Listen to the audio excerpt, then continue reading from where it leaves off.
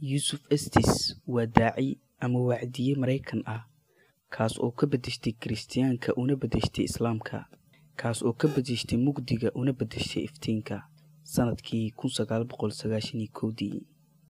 ربي لك الحمد ربي لك الشكر ربي لك الفضل. Yusuf waxa uu dhashtay 1 January 1944 wuxuuna ku dhashay Texas. waa milkiilaha iyo aasaasaha Hadii TV kaas oo soo saara barnaamijyo badan oo ku saabsan Islaamka. Yusuf mar uu ka warbixinayay siduu ku islaamay waxa uu dhahay, qofkii aan sababtiisa Islaamka ku qaatay weligiis ima uusan dhahin Islaamka qaado, laakiin dhaqamadkiisa cajiibka ah ayaan ku islaamay ayuu dhahay.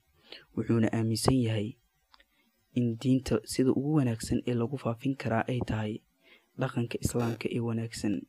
Yusuf waxa uu ka dhashtay qoys aan asal ahaan Islaam ahayn, laakiin waxa uu ka mid noqday culimada iyo dadka ugu caansan ee Islaamka.